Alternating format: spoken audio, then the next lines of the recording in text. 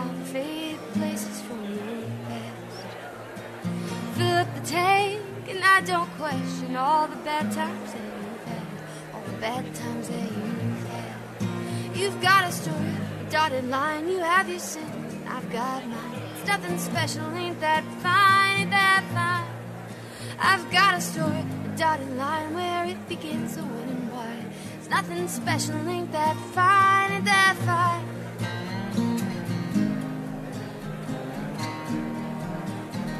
I've been around there were years when I was breaking every rule, but I'm coming down. I can't believe the things I put my mother through. But it's alright, I guess we all deserve our turn to be a fool. I took my turn and so did you. I've got a story, a dotted line, I have my sins, I've done my time. Nothing special, ain't that fine, ain't that fine? I've got a story, a dotted line, where it's connecting yours to mine. Nothing special, ain't that fine, ain't that fine? Ain't that fine?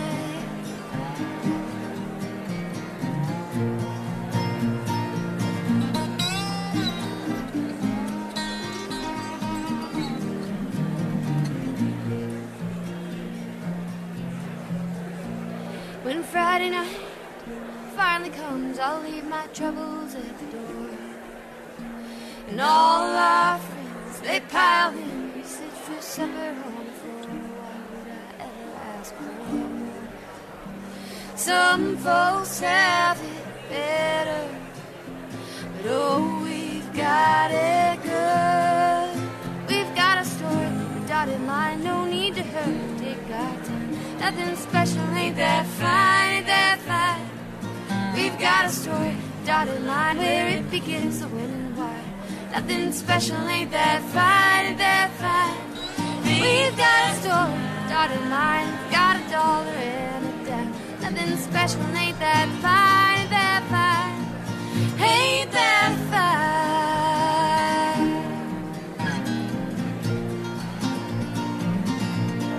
Ain't that fine?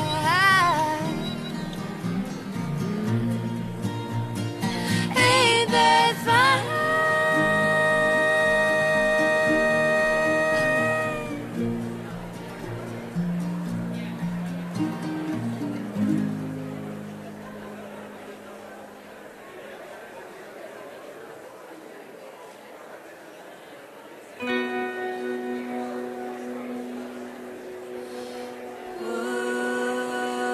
What's left when the ground cracks and the sky's black?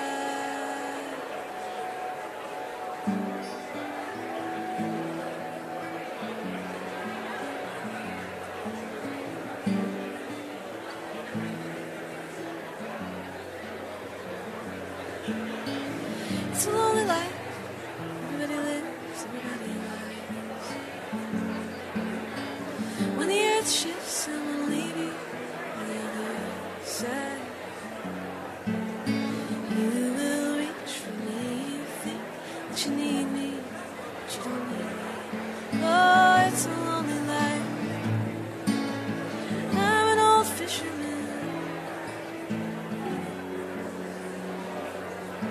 Throughout my life, I'll pull you in.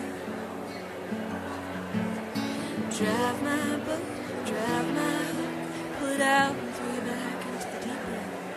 Oh, it's a lonely life.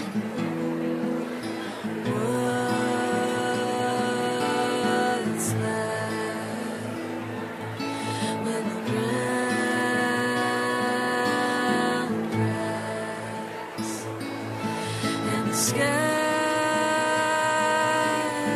black? Where will you land?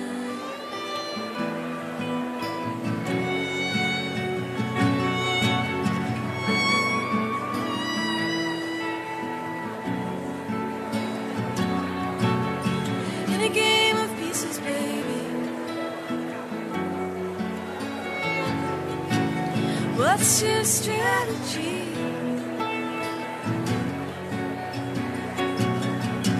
Try your best, connect to me, but the ocean is wider than you think. In a continental jigsaw, it's a lonely life.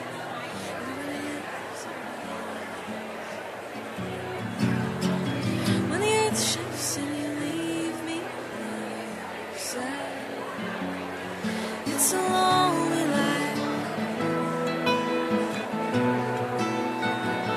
Oh, it's a lonely life.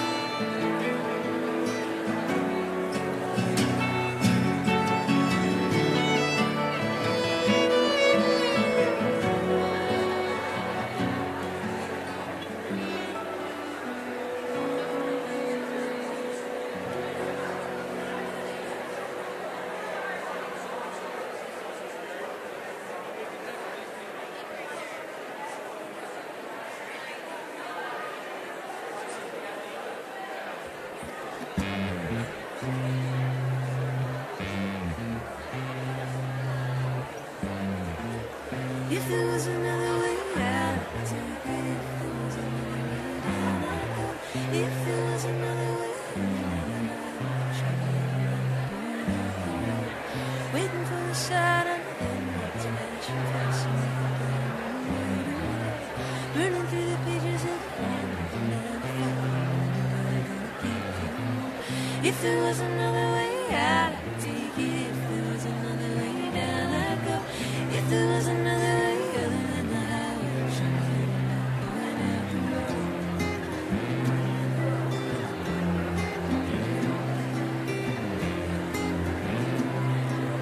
Everybody wants a piece of me. Everybody wants to see what I see.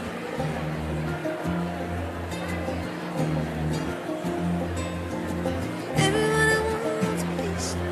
Everybody wants to see what I see. But I can't just give it to you.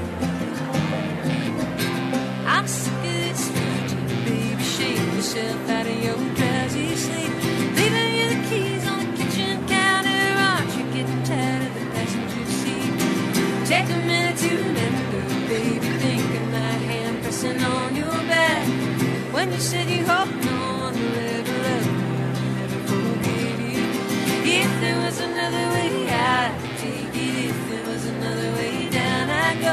If there was another way other than the highway, show me on the map, point out the road.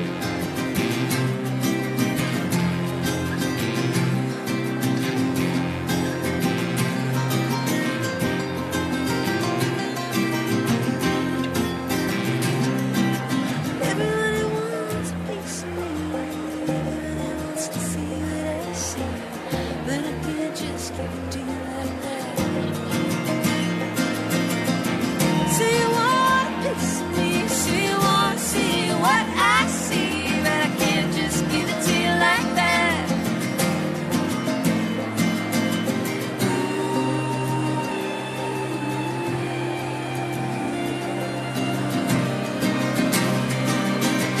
Everybody wants a piece of me. Everybody wants to see what I see. But I can't just give it to you like that.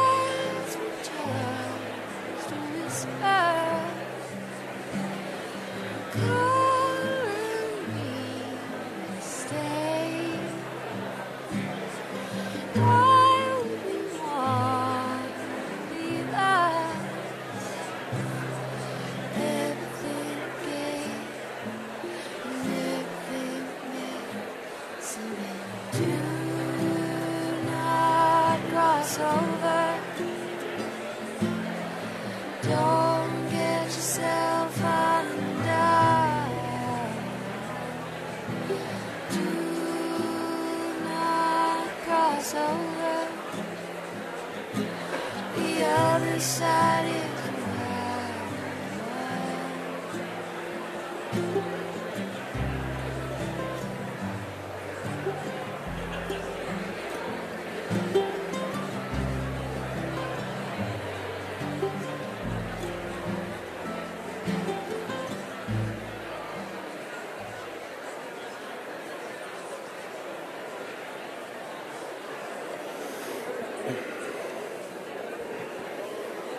Good morning. That was good, Rich. Good job. Good morning, everyone. My name is Ken Opplinger. I'm the president of the Chamber of Commerce. I want to welcome you all to our 2018 State of the City. Oh, woo, that's good. We like that. We're very pleased to welcome the 50th mayor of the city of Santa Barbara, the Honorable Kathy Murillo, for her first State of the City address, along with the outstanding team at the city of Santa Barbara, including City Administrator Paul Casey. In most years, my role at this event is to simply be the MC, introducing first our presenting sponsor and then our mayor. But this year is not like most years. This year is different. We come together this morning after a series of natural disasters that have affected our communities in many ways, and in ways that many of us are still trying to understand. On the morning of December the 5th, we awoke to the news of the Thomas Fire in Ventura County. After destroying hundreds of homes there, the fire began its weeks-long crawl towards our communities, dropping tons of ash on our region and producing days upon days of unhealthy air.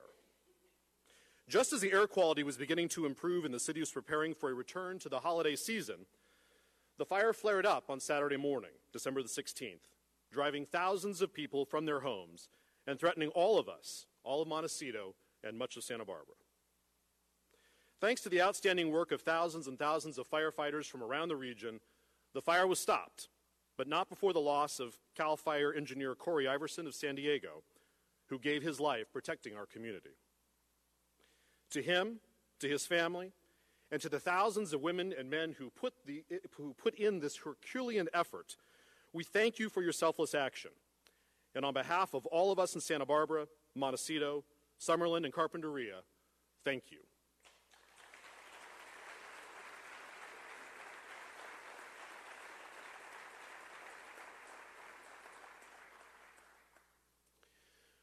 Once the largest wildfire in the history of California had been contained, we all began to return to our routines. But on the morning of January the 9th, Mother Nature delivered a second blow to us. The mud and debris flow that followed resulted in hundreds of homes damaged or destroyed, roads and bridges washed out, 28 people injured, and 21 of our fellow citizens lost. To their families, we know that we cannot bear the impact of this tragedy the way that you do, but we feel your loss. We stand ready as a community to continue to help you overcome and to find peace. Please join me in a moment of silence in honor of those that we lost.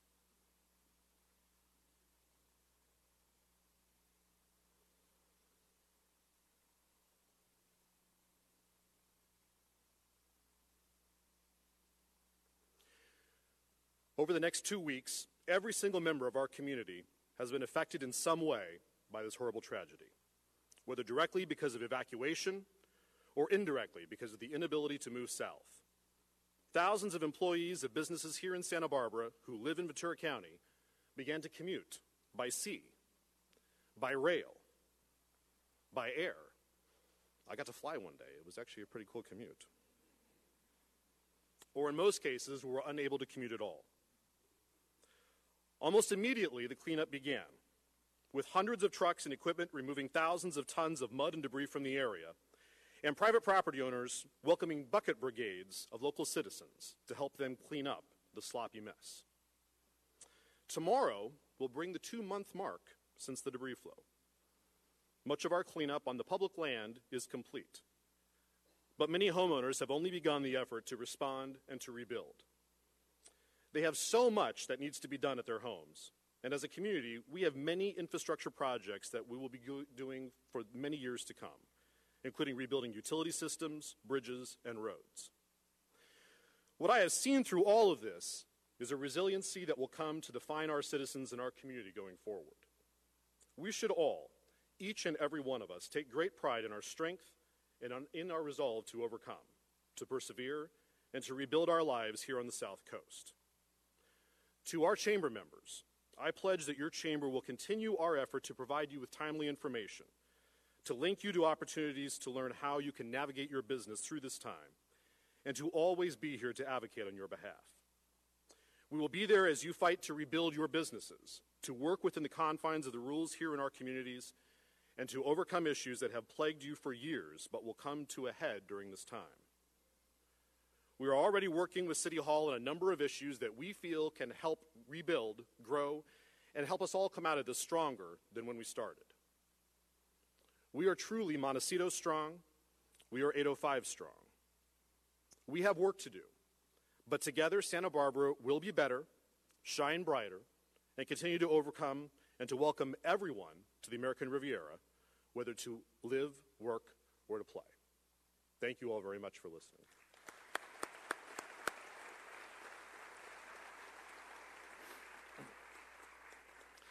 And now it's my pleasure to introduce to the stage the CEO and chairman of our presenting sponsor for the State of the City Address from Montecito Bank and Trust, Ms. Janet Garufas. Janet?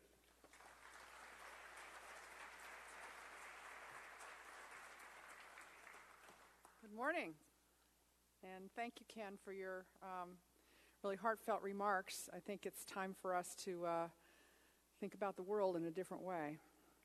My name is Janet Garufas. It's my privilege to serve as the chairman and CEO of Montecito Bank and Trust, the largest locally owned community bank in Santa Barbara and Ventura counties. And as a presenting sponsor of the State of the City Breakfast, it's my role to welcome you here this morning on behalf of my entire team at Montecito Bank and Trust, and they're all sitting here in the front rows. So welcome, guys, and thank you for being here. Thank you. And I also want to extend our thanks to Mayor Kathy Murillo and to Ken Opplinger, Stephanie Armstrong, and the team of the Chamber for organizing this important event. As a member of the business community, we value the open communication and information provided by the city and the Chamber's continued leadership in providing this annual gathering. And finally, I know Ken said it, but I don't think we can say it enough. Thank you. Thank you to the first responders who've been here for Santa Barbara in unimaginable ways over the last few months. We are forever grateful. And Ken just said, today is not a typical State of the City day. If it were, this is the time that I would typically use to tell you our story, to do a Montecito Bank and Trust advertorial. I'd tell you that we were named one of the best places to work in Santa Barbara last year in the Pacific Coast Business Times inaugural survey. We came in number 2. I would take a few minutes to talk about our wonderful bank, sharing our own state of the bank as an introduction to the state of the city. I would talk about how proud Michael Tobes would have been knowing that his bank has seen a 20% growth in net income this year and that we're opening our 11th branch on the Mesa very soon. We have a temporary location already there. And how we've received 14 Best Bank Awards, including Bank of the Year by the Western Independent Bankers Association, who evaluates banks across the western United States. But this year is different. Our community has been forever changed. I'm also here today as a member of the community who cares deeply about the future of Santa Barbara, and as I stand here and I look out into this audience filled with fellow business colleagues, community leaders, and friends, I realize that as a community, we've shared a life-changing experience. As business leaders, we've been talking for many months, maybe years, about the economic challenges and critical infrastructure issues that we face as a business community. Vacancy on State Street, our homeless population, lack of affordable and workforce housing, and a pressing need to improve public transportation and commuter options, to name a few. And so now we are faced with what is perhaps the challenge and the opportunity of our lifetime: the lasting effects of loss of business, loss of wages, loss of homes and property, and even loss of tourism are yet unknown. The choices we make now as we rebuild our businesses and our community from the economic impacts of the recent disasters will leave a lasting imprint on the future of Santa Barbara. This is a defining moment. Michael Tobes would surely have been heartbroken by the fires and debris flows of December and January. He would also have understood these events as a catalyst for reimagining a new Santa Barbara as we plan our future. He must have heard many stories from his friend Pearl Chase about another time when Santa Barbara faced what must have seemed like an insurmountable rebuilding effort. You probably will not remember this because I don't think any of you were here, but in the early morning hours of June 29, 1925, a 6.8 magnitude earthquake struck our beautiful community, resulting in 13 casualties and destroying the historic center of our city, with damage estimated at about $111 million in 2017 numbers. Because of the actions of first responders, just like today, there were only 13 casualties, and although 13 people lost their lives, it may have been far worse without the action of 3 heroes who shut off the town gas and electricity, preventing a catastrophic fire. The downtown of Santa Barbara was destroyed. Only a few buildings on State Street remained. Fully occupied parking structures collapsed, destroying every car inside, and in the business district where we now sit, an area of about 36 blocks, many structures had to be completely demolished and rebuilt. The Sheffield Dam, built near the city in 1917, which held 30 million gallons of water, collapsed when the soil under the dam liquefied during the earthquake. And when it burst, a wall of water swept between Voluntario and Aliso streets, destroying trees, cars, houses, and flooding the lower part of town to a depth of 2 feet. It's not unlike what we've just experienced. In all, more than 400 buildings were destroyed or damaged, clearly a disaster. But look what came from it. We can thank the community leaders who came together in the aftermath of that earthquake for their vision in rebuilding Santa Barbara, providing its unique character and beautiful architecture that is the hallmark of this wonderful city. Santa Barbara citizens and businesses came together then to reimagine their town for the next 100 years. We have that opportunity today. Michael Tobes had the privilege to know and work with Pearl Chase on a number of community projects. He described her as a true visionary. Her singularity of purpose was driven by her love of her community and desire to preserve its cultural heritage and beauty. And perhaps it is that same love of community that inspires our very own 805 strong, 805 proud today. The evidence is all around us, from the Mud Brigade to the Facebook page that sprung up overnight to help reconnect the Montecito residents with their found treasures. From the deli in the Upper Village, who opened his doors to serve anyone who needed a sandwich during the recovery efforts, to the amazing, extraordinary Kick-Ash Bash that raised over $2 million. We love Santa Barbara, and we are doers. We are people who want to help and know how to help. I've been so inspired by the acts of kindness and support from our Montecito Bank and Trust associates, our business clients, and our community partners. As a community bank, it's our job now to know the needs of our community. Our primary role is obviously to gather and safeguard local deposits, lend those dollars back out into the community, and promote economic activity and growth, and then to give some back. And when the unexpected happens, we take that role very seriously. There is no rule book for how a community bank or any community should act when something like this happens. But I want to take a minute, and I want to share with you some of the things that happened at Montecito Bank and Trust and how our organization continues to support the community. In times of disaster and tragedy, you really don't know how people are going to respond. With fires raging, mudslides of biblical proportions, and freeways closed, our associates had every reason to check out and do what they needed to do for themselves and their families, and we encouraged them to do so. As Ken said, the freeway was closed. They couldn't even get to work. But they didn't check out. Instead, they were present in a way that is at the core of what our organization is all about and what community is all about. They simply wanted to find a way they could help any way they could. They showed up to work at whatever location was nearest to them, and they did whatever they could do. They delivered water and donuts to people in Carpinteria who were flooding down from Ojai when the fires were raging, just so they could have a little bit of comfort. Many of our associates, actually a few of them, waited in line at Home Depot to go buy air purifiers so they could keep our employees and our customers safe when they walked into the branches. And one of our branch managers, Laura in Montecito, when her branch was closed because it was in the evacuation zone, took it upon herself to pick up her phone and call every business on Coast Village Road and all of her customers to find out just how they were and what she could do to help them. I'm sure a lot of you, business owners and leaders, saw this same kind of camaraderie all over town. These are just a few of the ways our team rallied. It gave me an immense amount of pride to know that we worked alongside each other to do what we could do, what needed to be done for our communities. Just like each and every one of you, Montecito Bank and Trust was there to help because these are our communities and because it's just the right thing to do. Next week, we're going to celebrate anniversary grants. It's our 43rd year in business, and we identify 10 nonprofits to give a grant to. 2 of those nonprofit recipients are, and chosen by our employees, were instrumental in part of the mudslide recovery efforts, the National Search Dog Foundation and the Santa Barbara County Search and Rescue Operation. We're so excited to be able to honor and recognize them. The point of all of this is to say that as community members, nonprofits, businesses, or otherwise, it is a responsibility we all share to begin to rebuild, and it starts in our own backyard, in the workplace, and anywhere. There are like-minded people who are fulfilled in service to others and concern for this wonderful community. Each of us has a desire to be of service, and Santa Barbara is truly a remarkable place to live and work and serve in whatever way we are each individually nourished. We are absolutely 805 strong. There are so many diverse efforts right now to provide information and to begin planning for the future. As business leaders, we must come together and be a part of the solution.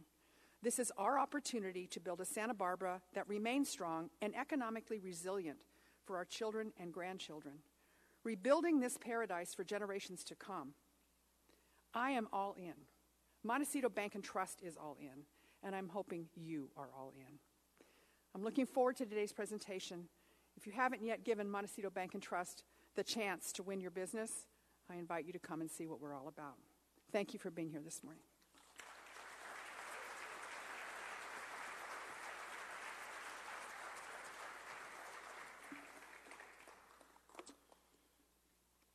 Thank you, Janet, and especially thanks to Montecito Bank and Trust for not only their long-standing and generous support of the Chamber and its annual State of the City address, but of all of the effort that they put in over the last several months. This event today would not be possible without the additional support, of our outstanding supporting sponsors.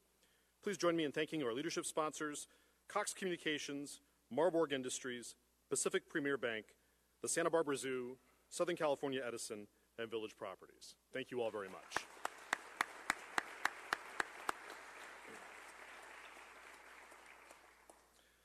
I'd also like to thank our supporting sponsors, Era Energy, NewsHawk, the Santa Barbara Independent, Adams Printing, who printed the wonderful programs for us again today, and of course, the team here at the Historic Libero Theater for all your help. Thank you.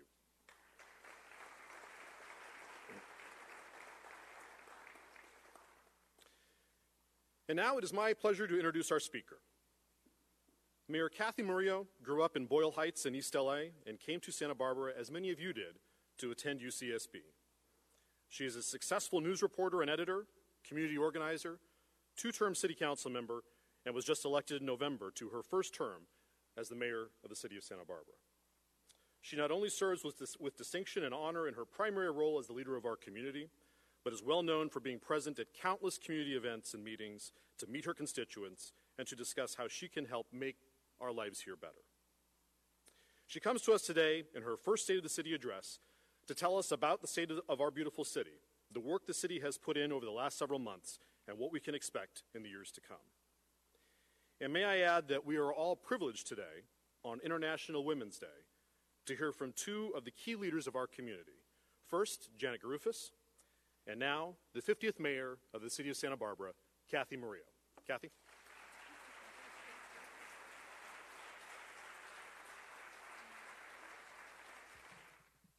Thank you, Ken. Thank you, Todd.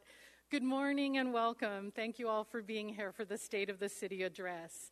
As I begin my service as mayor, I'm inheriting a wonderful tradition, and I'm honored to connect with you this morning and forge strong relationships going forward. The office of the mayor of the city of Santa Barbara stands ready to work with our esteemed chamber of the Santa Barbara region and your executive director, Ken Opplinger, and to support your important mission. To the employers, financial institutions, small businesses, and all the chamber members gathered here this morning, you have my utmost respect and commitment to help our business community be successful. We will do great things together. Today we have a new council to work on your behalf, and it's my privilege to introduce each of them. First, Councilmember Randy Rouse, serving as Mayor Pro Tem this year, Councilmember Greg Hart, Councilmember Jason Dominguez, and the newest members, Councilmember Kristen Sneddon and Eric Friedman. We are in the process of filling the West Side seat on our City Council, and until then, I will continue to respond directly to West Side concerns. The election is on June 5th. I also want to introduce another group of hardworking individuals this morning, the city's department heads, and they're seated here in the crowd. Please welcome City Administrator Paul Casey, City Attorney Ariel Kalan, Assistant City Administrator Pam Antle, Fire Chief Pat McElroy, who's set to retire at the end of this month. Congratulations, Pat, I see you out there. Finance Director Robert Samario, Waterfront Director Scott Reedman, Public Works Director Rebecca Bjork, Community Development Director George Buell, Airport Director Hazel Johns, Administrative Services Director Christy Schmidt, Parks and Recreation Director Jill Zachary, Library Director Jessica Cadiente, and Police Chief Lori Luno. And I know there's some other staff members out there. I see you. Everybody does such a good job for the city. Thank you. Since we were sworn in January, the new council has dealt with some significant issues, from cannabis business permitting to housing policy recommendations to the twin disasters of the Thomas Fire and the Montecito debris flow. We'll soon review our proposed budget this spring, and I'm confident that Council will ensure spending priorities are in line with the community's needs. And I must acknowledge, as the other two speakers have, that we are all feeling the effects of the recent emergencies and the economic impact as well. Our prayers continue to be with families and friends who lost loved ones in Montecito. Blessings on the memories of the two children whose bodies have not been found. Out of tragedy and immense loss to so many residents, our tight-knit community came together to assist in every way possible. We are forever grateful to the amazing work of our first responders and search and rescue teams. Thank you for saving people's lives. City Public Works employees were also on scene immediately and stayed for weeks to handle widespread damage to the water system and streets. In unprecedented round-the-clock efforts, Caltrans cleared the freeway of mud, and County Flood Control and the Army Corps of Engineers cleared creeks and debris basins.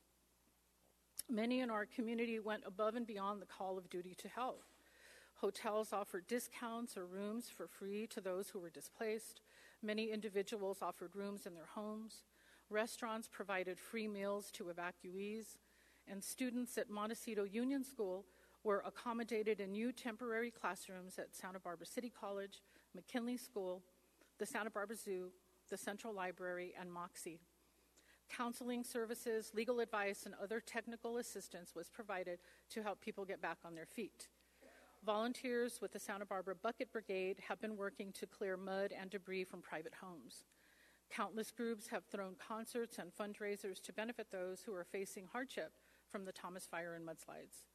Events were planned to support local artisans and businesses who lost critical revenue due to the heavy smoke, evacuation, or mud damage.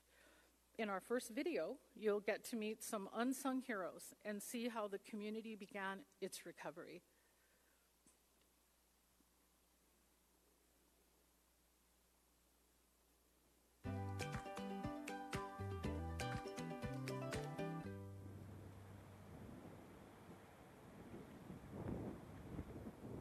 Despite the tragic disasters that have taken place, one thing is certain. There is no shortage of people wanting to help. From businesses to individuals, people throughout our community are helping their neighbors. Take Mac Mechanic, a local PC and Mac computer repair business. After the disasters, they quickly realized they had a unique way of being able to help those in need. These days, the things people are most heartbroken to lose in these disasters increasingly are digital assets, things like baby pictures, wedding photos, musical compositions, a novel somebody might have been working on for months or a year. That's really heartbreaking to lose, and we actually have the ability in some of these cases to salvage that information and get it back to people. If you've been in the room when we've been with one of these clients and we were able to tell them, guess what, we were able to get all this stuff, it's pretty obvious why we would decide to be a part of that. It's a pretty powerful thing to be a part of. Mac Mechanic's generosity and hard work has already been a success, as they've been able to reunite dozens of individuals and businesses with irreplaceable data. When a Bucket Brigade volunteer brought in a computer that they had just found out in the mud flow, They didn't have any information about whose it was, and they were hoping we could ascertain who the owner was.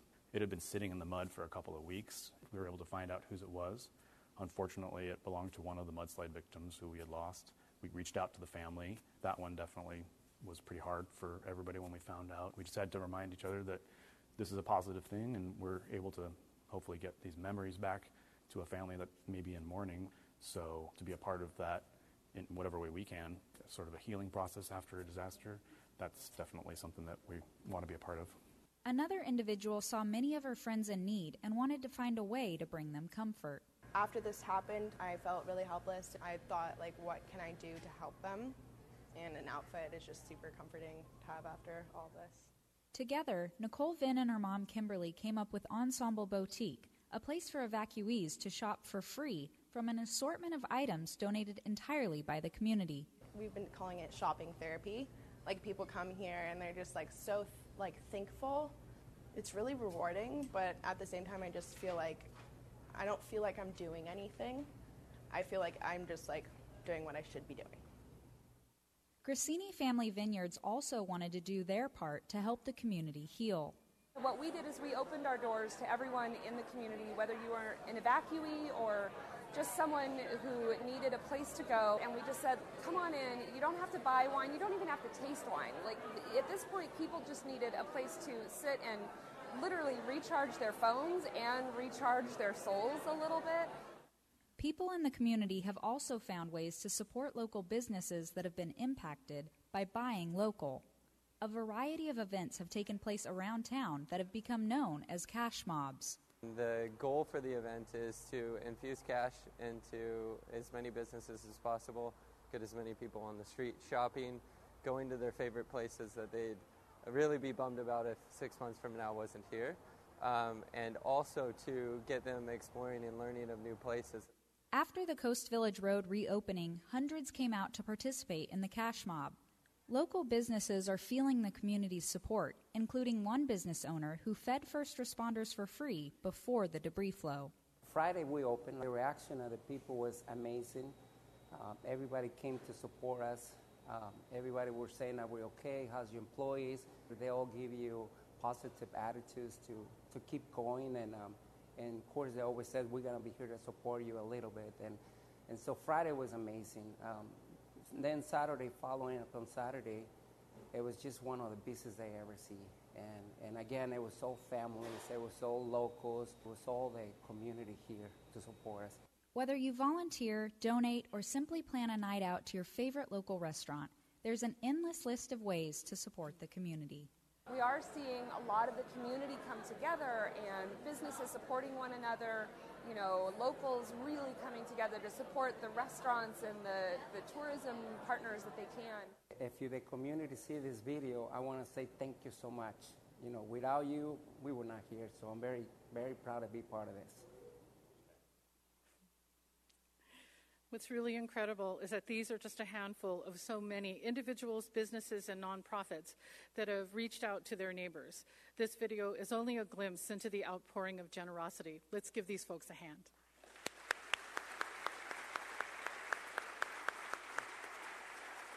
Thank you. We've learned a lot from these powerful incidents and how we're still at risk. The neighborhoods below the burned areas still face risk during a heavy rain for the next few winters until vegetation grows back. First and foremost, we are all vulnerable to natural disasters, and we need to take emergency preparation seriously. In a future event, we may not have time on our side for orderly evacuations, so the time to prepare is now. Another lesson is that we're seeing the effects of climate change right in our backyard, and severe drought conditions and high fire season all year round. Low probability events are happening far more frequently. To put things in perspective, it's now early March and we're at 25% of a normal year's rainfall. Lake Cachuma is about 40% full. Our ongoing drought condition is a slowly unfolding emergency incident on its own. Fortunately, the desal plant is in full operation and desalinated ocean water is flowing into the city's distribution system. The facility uses state-of-the-art technology and design practices to reduce electrical demand and environmental impacts, while providing a critical water supply for the city. With the help of state water and supplemental purchases, we will have sufficient supplies through 2019. Drinking water has been conserved through creative use of recycled water and water-wise landscaping in public areas, homes, and businesses. We're in this together, and kudos to all of you who have made water conservation a top priority. I'm pleased to announce that Mission Linen is this year's water hero after successfully reducing their water usage by 5 million gallons a year. How about that?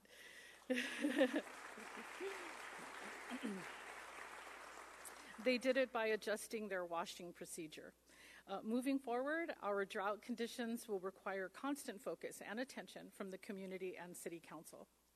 Conservation is one of many ways the city is becoming more resilient and taking action to protect the natural environment. With the goal of powering our community with 100% renewable energy by the year 2030, we're exploring different options for community choice energy. In this model, Southern California Edison would continue to be responsible for the electrical transmission and infrastructure, and government agencies would take on the responsibility of purchasing electricity and increasing our portfolio of renewables. Streetlights are one of the city's largest single users of energy, and the majority were converted to energy-efficient LEDs last year. The new fixtures provide improved light quality and neighborhood security. Through energy retrofits and innovative renewable projects, the city now saves $550,000 a year on its electric bill. Beyond environmental stewardship and resiliency, one of the highest priorities for the city and other business organizations is improving our economic vitality. Strong economic development is a long-term goal, and short-term, we must help our region recover from the fire and debris flow incidents. As you know, the emergencies were devastating to local businesses, affecting the community during the holiday season, when businesses take in revenue that usually carries them through leaner months. These incidents have created more urgency and opportunities for us to partner with one another to improve our economic climate. We learned firsthand how much we depend on the 101 freeway that really serves as a lifeline to our region, allowing employees, supplies, and visitors to reach us. Visit California has estimated that Santa Barbara County lost almost $1 million a day due to the freeway closure. Dramatic videos and photos of flames and mud reached a worldwide audience, and we now need to change that perception.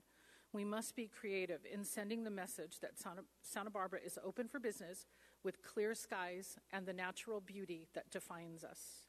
In our next video, you'll learn how Visit Santa Barbara and community partners are shifting strategies to keep Santa Barbara a top destination for tourists.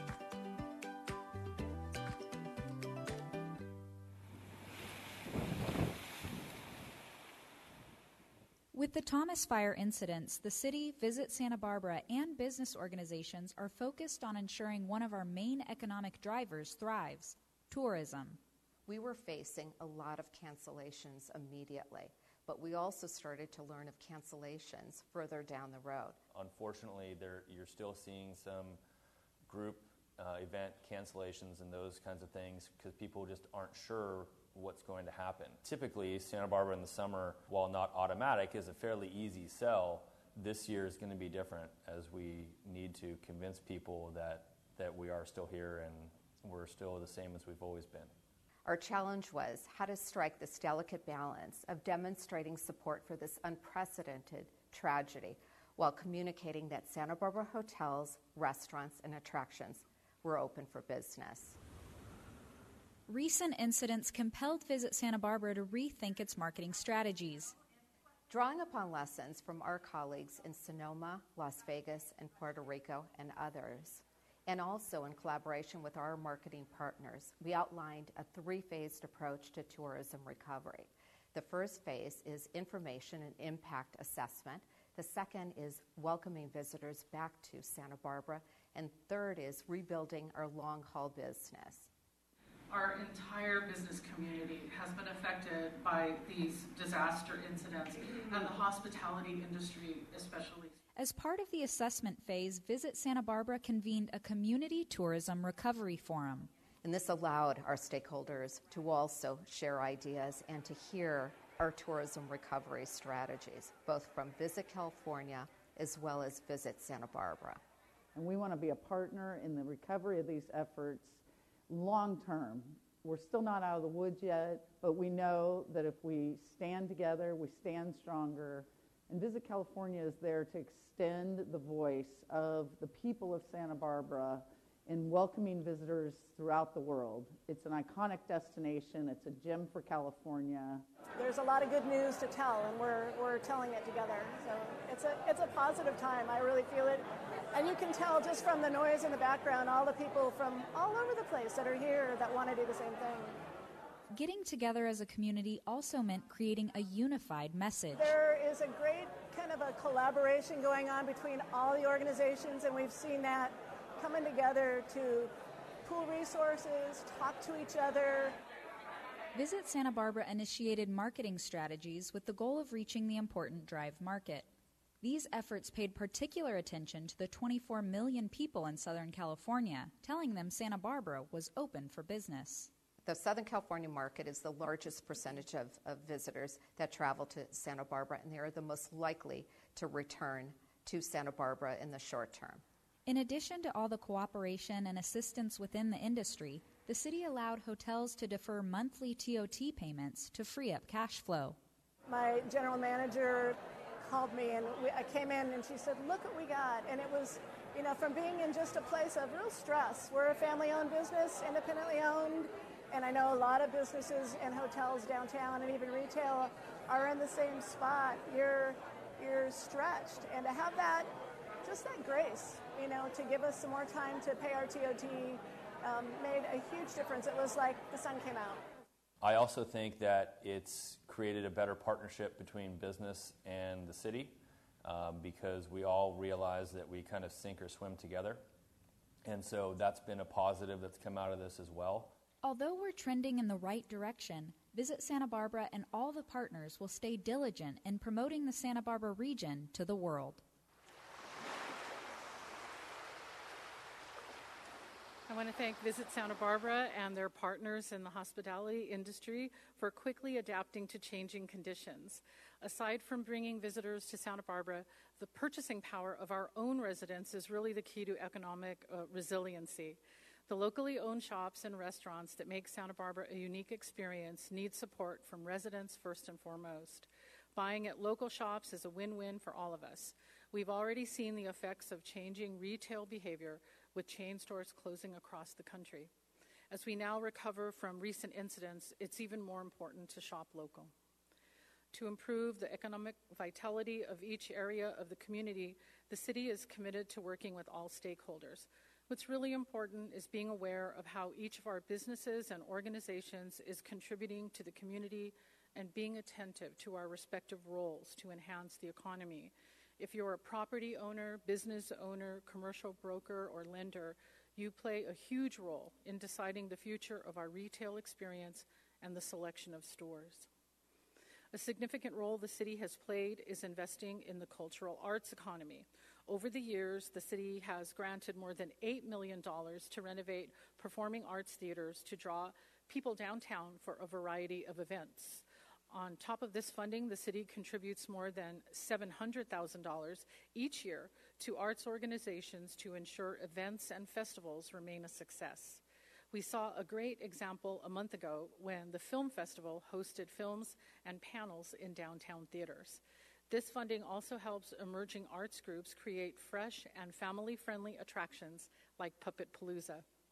We've also leased city property at no cost to the Community Arts Workshop that hosts events and exhibits for arts organizations, and to Moxie, providing space for science and technology activities. Investing in arts and cultural activities spurs not only ticket sales, but also translates to additional spending on dining and shopping, and even overnight hotel stays. And we're excited to announce that sculptures are returning to State Street next month. Our goal is to feature local artists and add visual appeal so the downtown experience is more dynamic. And I found out this morning that artists have already been selected, and the opening reception is set for the first Thursday in April, and that's April 5th. With bustling activity in the Funk Zone and the Hotel California now open, yay, we want to build a better connection between Lower State Street and the rest of downtown so people are inspired to walk through the underpass. The city is now reimagining the State Street underpass with arts, elements, lighting, sound, and a new traffic configuration, all to attract visitors and draw more pedestrian traffic. In November, we hosted a public design workshop and received ideas from a few hundred people. All the comments and suggestions are on the city's website, in addition to a Pinterest page with examples from cities around the world that redesigned their public spaces and transportation corridors to be more inviting.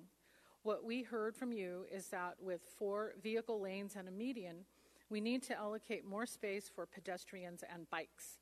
With much larger vision and design, there's so much potential to create a must-see destination.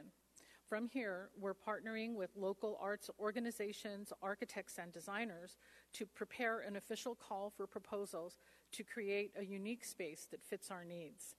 There are many other efforts underway to revitalize commercial areas as well. To help pedestrians and drivers move around the city, wayfinding signage was installed to direct people to parking and other points of interest.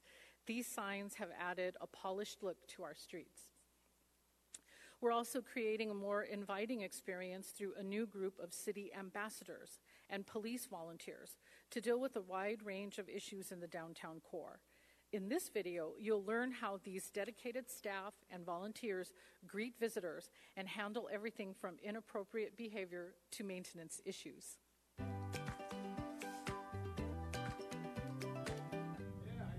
How's it going today? The need for a public safety presence on State Street runs the spectrum, from simple directions to dealing with homeless issues to actual crime. But while sworn police officers are happy to help tourists with directions, it's not exactly the most efficient use of their time.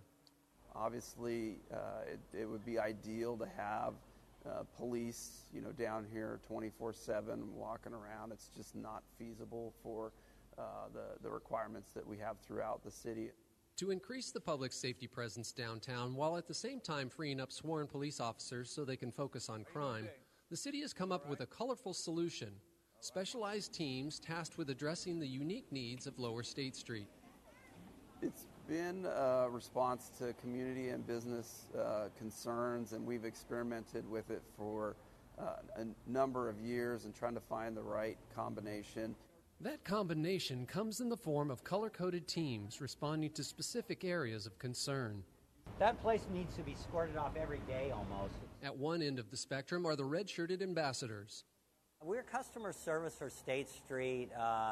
We interact with transients, locals, tourists, students. There's a lot of foreign students down here, and then merchants. And really, I think of a lot of it as trying to keep things so that they're kind of tidy and functional for merchants, because there's just issues with different people sitting around and things. So we try to keep things cool and clean. 2 ambassadors patrol downtown between Sola and the Wharf from 9 a.m. to 6 p.m. 7 days a week. They communicate with downtown businesses on a continual basis and solve problems arising from nuisance behaviors in a friendly manner. So I find if you're trying to enforce something, it always works better to chat people up a little bit first and then tell them why you're there, what you're trying to get them to comply with. Okay, thank you. You're welcome. Another contingent of the downtown public safety team is the yellow-shirted community service liaisons. And their job is to really try to reduce calls for service in both of those areas by trying to find solutions to immediate problems. And so they deal with a lot of low-level issues and trying to fix those so that the police do not have to respond. How you doing today? Community service liaisons address nuisance behavior and help connect the homeless with social services. But to get the homeless to accept help isn't easy. It requires trust. Sometimes it's just getting to know me. They'll see me coming. They'll see the yellow shirt. Oh, here comes Chuck. We're out of here. So it's presence and relationships. And relationships are built with the business community as well. How you doing? I met him obviously working here during the day, okay, and we had a discussion about how much, with our problem of the homeless here, that we need a caring solution, and not realizing what he did at first, and then now I know exactly what he does. This guy's a hero. New additions to the public safety presence downtown are the gray-shirted volunteers in policing, or VIPs. It's a cross-section of retired folks and some currently employed people that want to give back to the community. They're helping us with the foot patrol downtown. We're using them throughout the agency, but where they're most visible right now is downtown. We help people, we connect with business people, we connect with the public and help people and support people where we can. We're also keenly aware of their safety, so we do give warnings about skateboarders. Same with bikers who bike on the sidewalk. That again is a violation. Restorative police officers work with the homeless to connect them with services in lieu of jail time. And they are working with our most chronic folks to try to capture that window in time where that particular person is interested in getting help. And so it's getting to know those people, developing a relationship with them, and when they do want that help, being able to efficiently put them into some type of service, whether it could be housing or a job market or trying to get sober. How long has it been since you were homeless? That's like 10 years, right? By steering receptive clients into restorative court, the officers keep the homeless out of the penal system, saving taxpayer dollars. I am not here to sustain people in a low level of function. I'm here to help them raise up into the next level and the next level and kind of break the barriers for the things that are in the way for them to go there. The new, more visible combination of public safety teams downtown has improved customer service and increased responsiveness to maintenance and nuisance issues. The dedicated ambassadors, community service liaisons, volunteers in policing, and restorative police officers are on the street every day, making sure things are cool and clean while being firm but friendly. How you doing, Mike? Love those dogs. So far, the presence of public safety officers is making a difference in addressing downtown concerns. Their problem-solving adds to the work of restorative police officers, as you saw in the video, who help chronically homeless individuals take firm steps towards self-sufficiency. In the last 4 years, the restorative policing team helped to reunify 562 clients with friends and family or place them in housing, detox, or support services. We're also exploring ideas to include medical professionals with teams of police officers to provide treatment for the mentally ill as they respond to service calls. With the new approach, we can help more people receive medical care and ensure commercial areas are more inviting.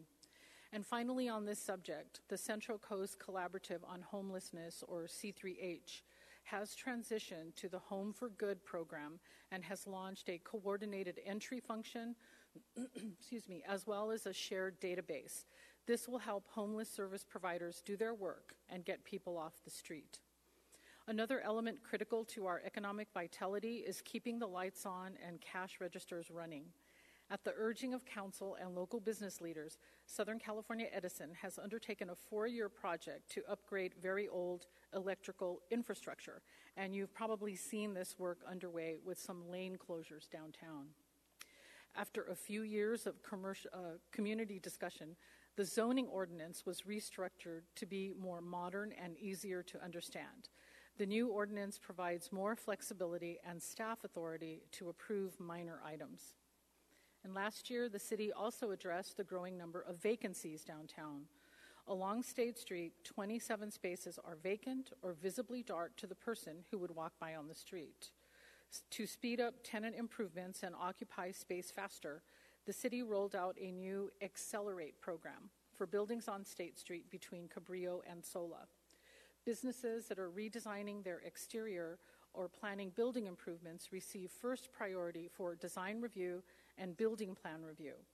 In the first 6 months, we've seen significant improvements in the turnaround time, with wait time down 30% for construction plans and 38% for design review approvals.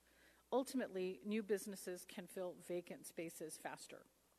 In our commercial corridors, there is good news to report for some of the largest vacancies. First, the city will finally be home to a new Target that's planned for the former Galleria building at the corner of State and La Cumbre. As a sign that we're now entering a new chapter in the retail world, Target selected a much smaller space than their traditional stores. The new store concept will provide a customized selection of items and allow you to pick up orders after you've made purchases online. Turning to the downtown area, we're pleased that the remaining lease term on the Macy's building has been purchased by Pacific Retail Partners, which operates Paseo Nuevo. They're welcoming new retail and mixed-use concepts for this downtown site. The city is looking forward to working with Pacific Retail on a high-quality development in this space, and plans are already underway to enhance Paseo Nuevo in general, with new landscaping and kids' features, furniture, and lighting in dark areas. The Saks Fifth Avenue building has been purchased by Michael Rosenfeld, who most recently developed the Hotel Californian project on Lower State. The Saks lease has been extended a year, preventing another large vacancy on State Street.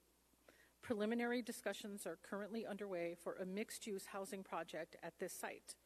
This is the same development team behind a new mixed-use project at the former Cravioto property at the corner of Ortega and Anacapa. Also downtown, Arlington Plaza on Chapala will soon be finished with 33 units of rental housing. With all of these projects moving forward, we hope these large-scale investments will breathe fresh life into downtown. At the forefront of envisioning housing downtown are Santa Barbara's architects and community planners. Last October, the Architects Association hosted a design charrette where 60 architects, planners, and landscape architects rolled up their sleeves to identify new possibilities, block by block, for housing, parking, and pedestrian pathways.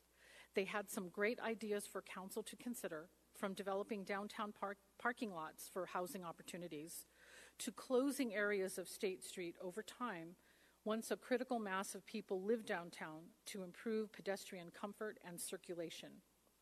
Key among their recommendations was adding new housing for all income levels, above and behind retail spaces. For the past year, I've been part of a housing task force to review ways to encourage the development of workforce housing and be more flexible with parking requirements. The city has an average unit size density incentive program to encourage smaller units with a reduced parking requirement. Council recently reviewed several recommendations from the Housing Task Force that aim to create more housing units citywide and provide more community benefits at the same time. We look to our new car sharing program to help lessen some of the parking demand. The city partnered with Zipcar to add to your transportation choices so you can reserve a car whenever you need it and have a guaranteed street parking space once returned. Having more housing downtown will help us rebalance the retail mix toward residential needs as residents spend money on their day-to-day activities in their immediate neighborhood. And this is where the larger store spaces like Macy's and Saks are strong candidates for more housing downtown. We've heard the same message from many community leaders, from the high-tech to the hospitality industry, that a significant challenge for doing business in Santa Barbara is hiring and retaining employees who can afford to live here. And as I've often said, building housing will take courage. To expand our housing supply over the next several years, it will take not only private investment, but creativity, sensitivity to neighborhood character, and community support. Based on a new state requirement, the city is proposing new local regulations to provide additional rental housing in residential zones. The new housing will consist of accessory dwelling units, or granny flats, which include a garage or basement conversion or a detached unit that's part of a primary residence. It's estimated that this law will add additional units to the rental housing market. To provide more assistance and tools for renters, Council recently took action to start the development of two new efforts. First, we're developing a tenant displacement program to provide financial assistance to renters facing mass evictions. Second, we're preparing an educational component within our existing rental housing mediation program to help tenants and landlords understand their rights and responsibilities. Beyond the South Coast, we have thousands of employees commuting from Ventura County, and I'm excited that together with regional partners, we're piloting a new early morning Amtrak train service to reduce vehicle trips and congestion on the 101. Thank you to former Mayor Helene Schneider for serving on LOSAN, the Joint Powers Authority overseeing rail service, and for pushing for this commuter train service for so many years. I saw you earlier, Helene. Thank you very much.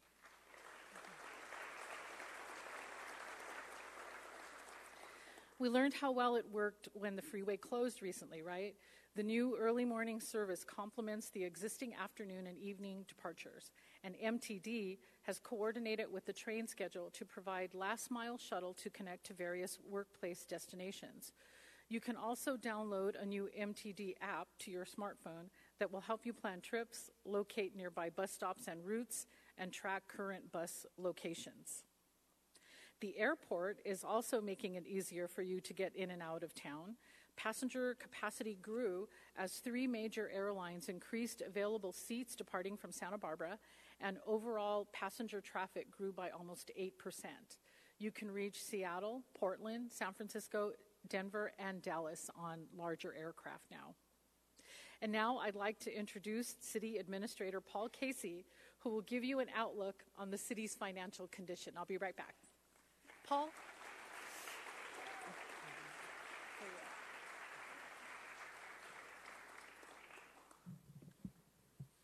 Good morning, everyone. Thank you, Kathy. The City of Santa Barbara is a full-service city that provides a wide variety of municipal services that promote the health and safety of the community, as well as enhance the quality of life for our residents, employees, and visitors.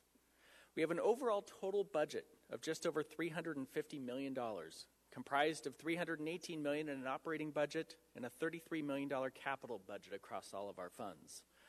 We have total staff of over 1,500 employees, with 1,030 full-time employees and another 500 hourly employees across 11 departments.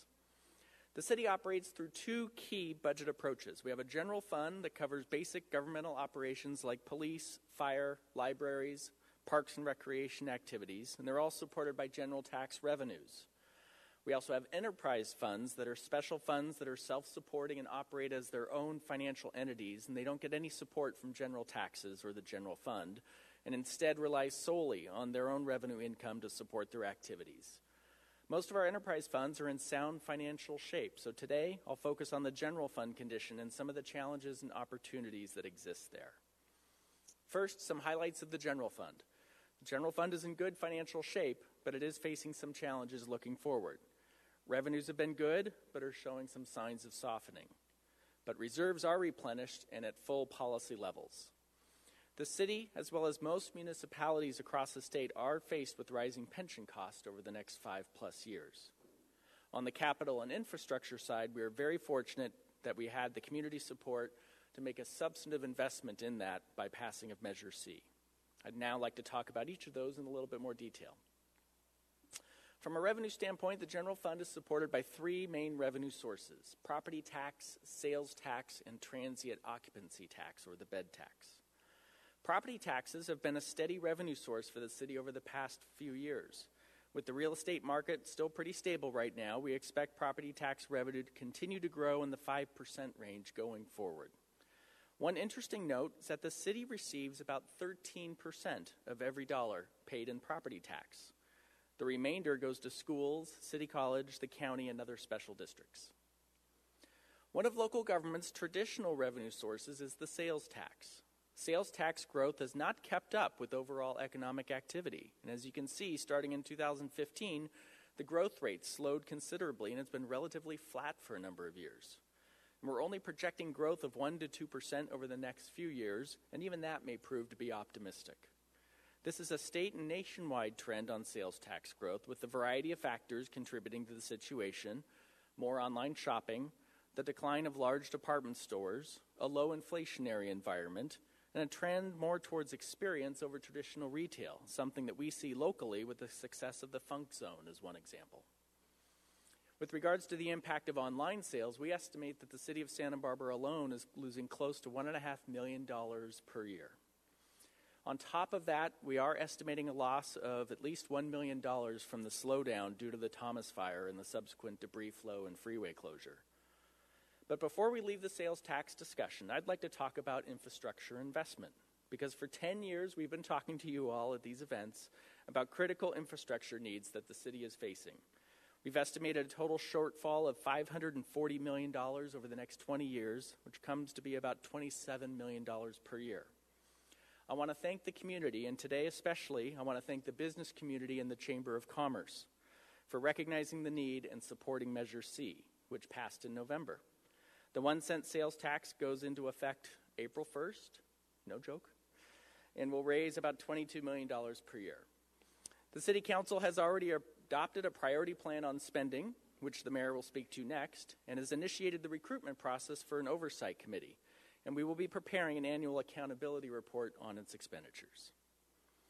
Our transient occupancy tax, or bed tax, has been very strong since 2010, although the last few years we've hit a plateau for a couple of reasons. One being the phasing out of most short-term vacation rental operations in the city and the associated revenue that had come from that. The other being a general breather of increases in occupancy and rates. The rate of increase in bed tax from 2010 to 2016 could not be expected to be sustained, and the sector remains strong and well-positioned going forward. We have seen a boost in bed tax from the successful reopening of the Santa Barbara Inn and the grand opening of the Hotel California at the end of last summer. Michael Rosenfeld and his team deserve a lot of credit for opening such a beautiful and high-class facility in the heart of the waterfront.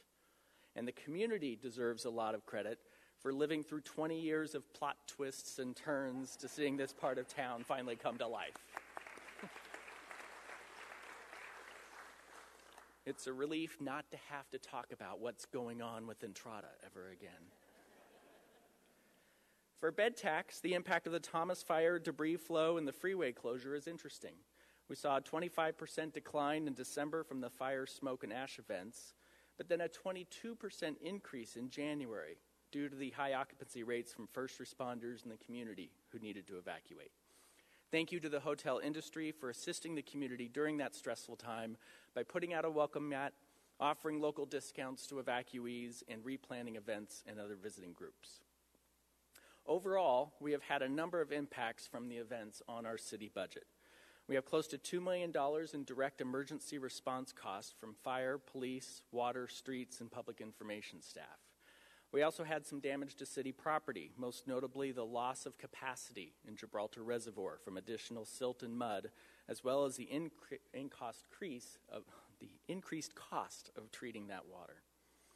The city is eligible to pursue reimbursement for some of these costs from FEMA and the state, and we hope to get 94% reimbursed for the direct emergency response and cleanup cost.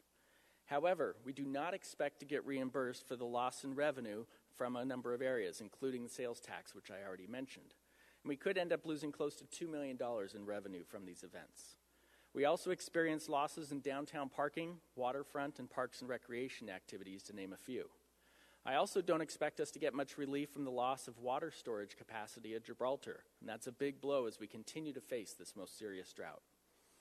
In response to these losses, we will likely have to look at using some of our city reserves. Fortunately, as I mentioned, we are fully funded in those reserves for the second year in a row with over $30 million in general fund reserves for emergency and budget contingency purposes. This type of one-time event hit on revenues is the exact sort of situation you have reserves for. I now want to talk briefly about pensions. I realize this has been a continuing theme for a number of years now, but I feel an obligation to discuss it as it is an important budget issue. I also expect you're going to see a good deal of discussion on pensions statewide over the next year or two, and want to let you know that the City of Santa Barbara is positioned to deal with the increased cost and is planning for it. The city is a member of the statewide CalPERS system, and CalPERS has made a number of fiduciary changes to the way they run the retirement program to shore up its fiscal status. They are prudent, appropriate moves, in my opinion, and include lowering the discount rate, or the assumed investment returns they expect to make going forward, from 7.75% to 7% over the coming years. They also reevaluated the mortality rate of their participants and have set up a plan to recover investment losses from the stock market crash of 2008. What that means, though, is they are requiring increased payments into the system from employers. We calculate that the city's pension cost will increase over $3 million per year by fiscal year 2021. We have a plan in place to address this, including limiting overall wage increases to modest levels, talking with employee bargaining units about increased cost sharing, and managing our budget prudently. It can be managed, we will be okay, but it is a headwind from a budget perspective, especially in a revenue climate that's not growing as strong as historically have been the case in good economic times. Before I wrap up, I would like to mention that the city is committed to openness and transparency in our budgeting process. And we have a tool on our website called OpenGov. It allows for online access to 4 years of prior revenues and expenditures and the ability to analyze the city's financial data through a number of filters. Please check it out if you're interested. And finally, my little moment of reflection. As a public management professional, I just want to acknowledge the cooperation and coordination that occurred from a governmental standpoint to get most of Montecito back up and running in such a short period of time, from an event that completely destroyed almost every public utility and infrastructure in many portions of Montecito. The coordination it took to conduct search and rescue efforts, clear debris, open roads and freeways, repair water, wastewater, electricity, gas, and cable systems that were completely destroyed in numerous areas, all at the same time, with assistance from each and every local government agency on the South Coast, plus agencies from across the state coming in with assistance, with public agencies and the public utilities and private utilities all working together. It really was a remarkable effort and a testament to government at its best, in my mind.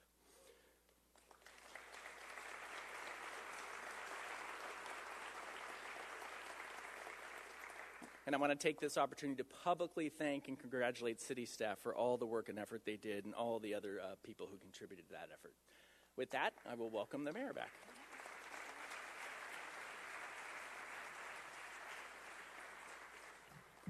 Thank you, Paul, and thank you, Todd.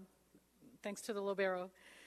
We're grateful that the community took bold action last November to approve a local 1-cent sales tax to maintain streets and renovate essential community buildings to meet today's needs. We are now more resilient going into the future with a local revenue source that cannot be taken away by the state or federal government. I'm proud to be the first mayor who gets to talk about our plan. For the next quarter, Council has approved $5 million in funding for street reconstruction efforts. This is a top priority since many city roads are in poor condition. Now that we have a stable source of revenue, our community can move beyond quick fixes and make the more expensive repairs that are urgently needed. As we work through the city, even neighborhood streets will get repaired after being neglected for so long. Over a 20-year period, we'll be able to repave virtually every street in the city. The core public safety facilities are also in dire need, such as our police building. At the top of a long list of challenges, this building on Figueroa Street does not meet seismic safety standards. And while we don't expect a full building collapse in an earthquake, it would not be functional when we need it at most. Fire stations are also outdated, and we want to make sure neighborhood fire stations are upgraded to meet the needs of emergencies that we are now seeing far too often. And there are many more facilities that need upgrades, such as our central library, which just celebrated 100 years of serving the public and is a resource to thousands each year with large events, family activities, and high-tech computer science lessons. There are many opportunities to restore and adapt the building to meet 21st century demands and growing numbers of library patrons. Children and families can check out the renovated Kids World at Alameda Park. Originally constructed by community volunteers, the playground was recently renovated with structural improvements and more secure play areas, enclosures so the kids can't get away. The parents love it. Thanks to a fundraising partnership with the Park Foundation, the restoration of the Cabrillo Arts Pavilion and Bathhouse is now underway. This well-loved facility is home to not only weddings and special events, but locker room facilities for athletes on the ground floor. These are examples of older, underutilized buildings that can live up to their true potential with the help of public-private partnerships. Nearby, the Cabrillo Ball Field improvements are under construction with turf and irrigation upgrades, renovated park entry points at Milpas and Cabrillo, an outdoor strength and fitness circuit, pedestrian lighting, landscaping and trees, and a renovated restroom. We just started construction on the new sidewalks on Lower Milpas, so Eastside residents will have an easier time reaching the waterfront area. This is one of several neighborhood projects completed with transportation funds we secured from the state to improve pedestrian and bike safety. On the east side, new pedestrian and bicycle bridges are almost complete on Cacique and Soledad streets. This project will improve the daily walking and biking experience for youth who attend Franklin, Adelante, and Cleveland elementary schools and their families. Improving the connection for Eastside residents to reach downtown, we just unveiled the city's first protected bike lane on Coda Street between Chapala and Milpas Streets. Yay! We have some bike enthusiasts here. I love it. On the west side, we completed a bike lane on Rancheria Street to better connect the west side to City College, the Mesa, and the beach. These are all projects outlined in the Bicycle Master Plan to provide safer infrastructure for cyclists, pedestrians, and drivers alike. Along Lacumba Road, we've completed one phase and starting the next phase of new sidewalks and crossing beacons this summer to create a safe pedestrian route, completing the sidewalk network to La Colina Junior High, Hope Elementary, and Bishop Diego. If we look at public safety in our neighborhoods, the overall crime rate continues to be low, and property crimes in particular are down by 8% from last year. And our community is taking a leadership role in reducing gun violence. The police department partnered with the Coalition Against Gun Violence, a nonprofit, to hold an event last year where we collected 179 unwanted firearms, lowering the risk of homicide, suicide, and deadly accidents. Working with the coalition, our city's youth council is currently planning an event for families to share ideas on gun violence and school safety. And this is in response to the Parkland, Florida shooting. On the other end of the spectrum, the city has been focused on addressing several low-level nuisance activities to improve neighborhood quality of life. A concern that gained a lot of attention is late-night loud party behavior adjacent to Santa Barbara City College. To help, and you know who you are, to help late-night partiers tone down the noise, we introduced a new Student Neighborhood Assistance Program, or SNAP, where students are able to quickly respond to noise violations instead of redirecting police officers from other safety priorities in the city. After receiving hundreds of comments from the public, Council enacted a policy to join cities in our region to ban smoking in public areas. And our last video will describe how the new law will reduce litter, prevent fires, and limit exposure to secondhand smoke.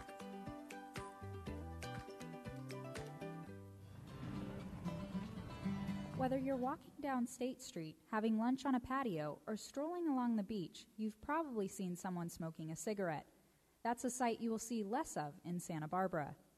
After months of discussion and public input, the City Council unanimously voted to adopt a new ordinance that bans smoking in public places.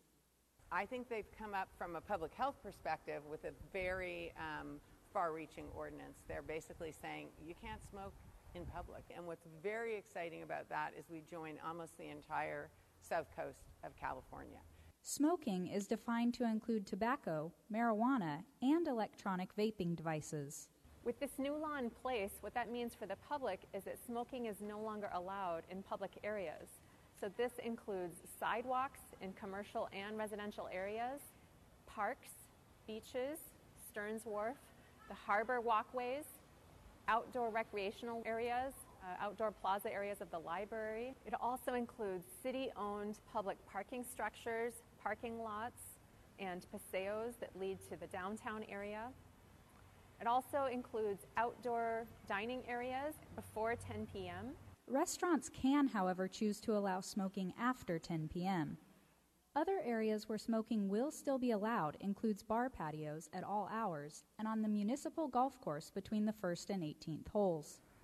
This new law was developed to address problems and concerns of Santa Barbara residents and businesses in relation to smoking, with one of the major issues being the impact it has on our environment. Cigarette butts can be pretty damaging to the ocean environment. You'd think that they're just an extension of kind of like the paper portion of the cigarette, but they're actually made of plastic. So they're these tiny pieces of plastic that end up in the sand, they end up in our creeks and streams, they end up in our estuaries, and eventually we all know now that it is going out to the ocean at some point. The last cleanup that we did, the Coastal Cleanup Day, just at East Beach, there were 1,300 cigarette butts that we picked up in a span of just 3 hours. What I see walking around the harbor here is a lot of cigarette butts on the sidewalks. Those are right 3 feet away from our harbor. Those get pushed, they get windblown, they get thrown into the water, and that water goes out into our oceans. We have local seafood living and thriving here in Santa Barbara in our channel, and all those cigarette butts go out into that channel. By adopting this ordinance, the city hopes to not only see a major reduction in the amount of cigarette butts that end up in our streets, creeks, and beaches, but also a reduced risk to public safety in the way of fires, particularly on Stearns Wharf. The entire wharf is made out of wood, and so fire is a big concern with the cigarettes as well when people discard them and they smolder and can cause fires. Unfortunately, fires caused by cigarettes on the wharf are all too common, including 3 that happened in just one day this past spring. Going forward, the city is actively working to inform the public of the ordinance through programs like the Ambassadors on State Street and Volunteers in Policing, who interact with residents and visitors on a daily basis. When we see people smoking, we approach them very gently, very cautiously, and respectfully ask them to stop smoking. Gratifyingly have 99% compliance so far. People are very good about understanding why this ordinance came about. The city will use verbal warnings and public education as the primary means of enforcement. It's up to each of us to understand the law and smoke away from public areas. By making Santa Barbara smoke-free, the city hopes to provide a healthy, family-friendly, clean environment for both residents and visitors. We get tourists from all over the world here. It is a pristine area. You know, it's beautiful Santa Barbara, God's country, right? And when there's cigarette smoke, people are inhaling that, they're smelling that, and it affects the experience. And we are a beautiful location. We have beautiful beaches, we have beautiful trees, flowers, and that smoke has a negative effect. We are installing signage in late spring, and you can pick up no smoking decals outside to display in your window. In relation to cannabis, Council conducted a full public process to determine local regulations for the commercial cannabis industry. We established a website and application process to assist those interested in starting a cannabis business. Applications will be evaluated through specific criteria established by the City Council. And later this year, Council will be discussing its laws related to alcohol sales. Easy access to large containers of alcohol can lead to an increase in public intoxication and inappropriate behavior on our public streets. So we are reviewing how we can further regulate stores that sell alcohol for off-premise use beyond what is currently under state law. And again, I'm proud of our Youth Council for supporting these regulations. Their goal is to prevent teen binge drinking and ensure responsible sales of alcohol in our community. This morning, I'm proud to share our achievements of the past 12 months, as well as some of the most pressing issues facing our city. In a time of crisis, we've seen an outpouring of generosity, and our community spirit has not been broken. To the contrary, we now know our strength.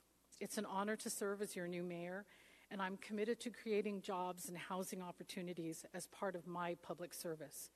When I talk to my friends and neighbors, they tell me how joyful and happy they are to live in Santa Barbara. As long as they have a steady income and a place to live, they're happy. So please help me achieve these goals, and let me know how I can work with you.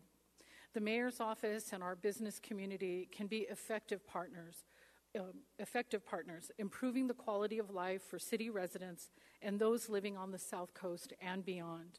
Let's work together on business recovery and long-term economic development. Let's take care of our natural environment and lend support to our nonprofits, schools, and churches. Our undocumented workforce is an integral part of our economy. We know that. Let's create opportunities for everyone. I invite any of you who don't know me to make an appointment. I want to hear your concerns and ideas, even your criticisms of city government. We share a common goal of improving our economic vitality and the personal well-being of all the members of our community. Thank you very much. Thank you.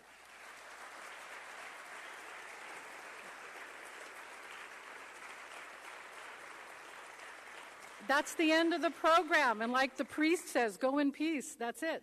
Thank you.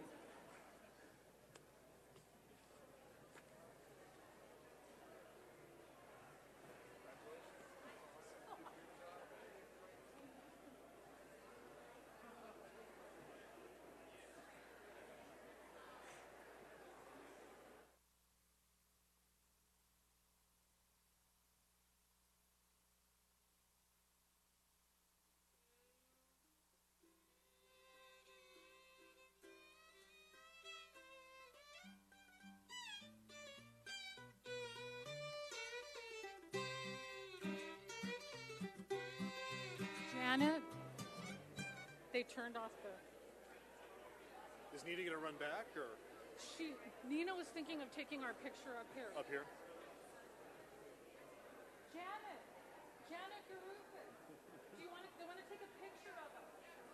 You got to go that way, honey.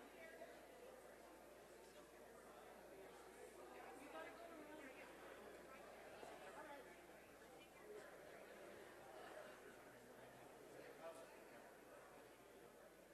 If you like this format, we can keep it.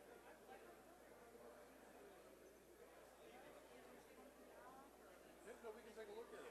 And you were talking about closing the street out front and maybe doing the street part of the street. Yeah, we didn't do it this year because of the way the weather's been. We didn't want to use it, but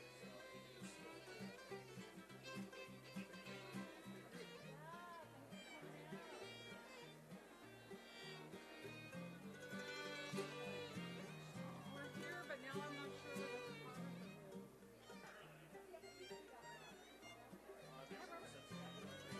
Should we go out there? I think it's probably easier.